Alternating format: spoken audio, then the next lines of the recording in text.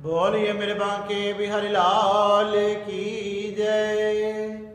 मैं विशाल शर्मा आप सभी के सामने आप सभी को श्री अपरा एकादशी की हार्दिक शुभकामनाएं। एक समय श्री युधिष्ठिर जी महाराज भगवान श्री कृष्ण के समीप जाकर पूछने लगे कि हे भगवान कृष्ण, आप कृपया कर कर मुझे ज्येष्ठ मास में कृष्ण पक्ष की एकादशी का क्या नाम है, क्या फल है, यह मैं सुनना चाहता हूँ। जब भगवान श्री कृष्ण कहने लगे कि हे युधिष्ठिर जी महाराज, आपने समस्त पापियों के उपकार करने के लिए बड़ा ही सुंदर प्रश्न किया। इस एकादशी का नाम अपरा एकादशी है। इस एकादशी को धारण करने से मनुष्य के समेरु के समान पाप भी नष्ट हो जाते हैं।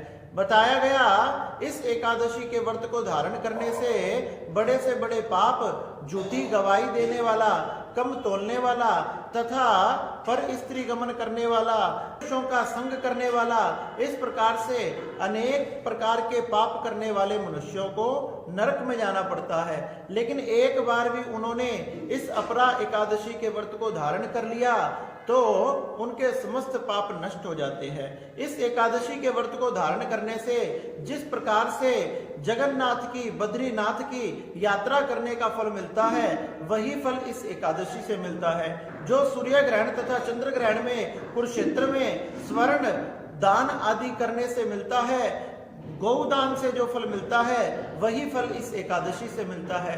तथा सूर्य तथा बृहस्पति के मकर राशि आने पर इस प्रकार से गोमती आदि नदियों में जो स्नान करने से फल मिलता है, वही फल इस एकादशी से मिलता है। इस प्रकार से गंगा, यमुना आदि नदियों में जो पवित्र स्नान करने से जो फल मिलता है, वही फल इस एकादशी से मिलता है। इस प्रकार से ये अपरा एकादशी बड़ी श्रेष्ठ है। और सुनो, एक समय की बात है, राजा महिजत नाम का राजा था जो बड़ा ही प्रतापी था।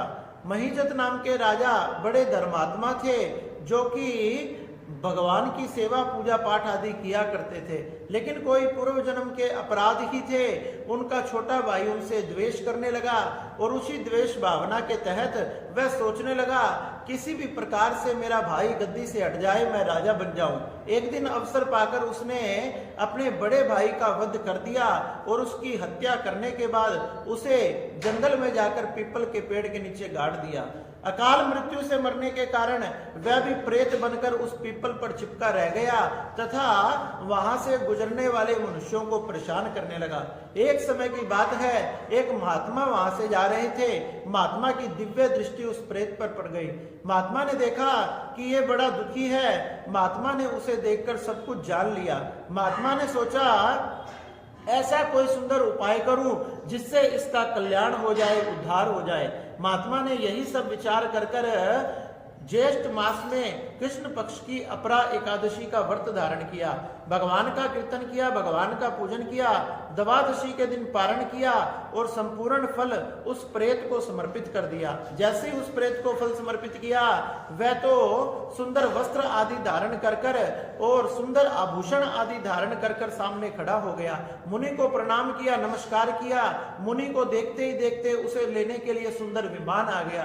भगवान के पार्षदों के साथ वह भगवान के दिव्य धाम बैकुंठ को चला गया। इस प्रकार से हे युधिष्ठिर जी महाराज, ये बड़े से बड़े पापों को नष्ट करने वाली, अकाल मृत्यु को हरने वाली तथा जीवन में समस्त सुखों को प्रदान करने वाली है। इसलिए सभी ने प्राय इस एकादशी के व्रत को जरूर धारण करना चाहिए और भगवान का कीर्तन आदि कर समय व्यतीत करना चाहिए। इस प्रकार से हे युधिष्ठिर जी महाराज, आप भी इस एकादशी को धारण करो तथा भगवान का कीर्तन करो, भगवान का पूजन करो। इस प्रकार से भगवान श्री कृष्ण ने श्री युधिष्ठिर जी महाराज को ये बड़ी ही सुंदर श्री अपरा एकादशी की महिमा को बताया, जो संपूर्ण तीर्थों के फल को, संपूर्ण व्रतों के फल को, संपूर्ण तपस्या, उपासना आदि के फलों को प्रदान करने वाली है। इसलिए सभी ने इसके व्रत को जरूर धारण करना चाहिए। बोलिए बांके बिहारी लाल की जय।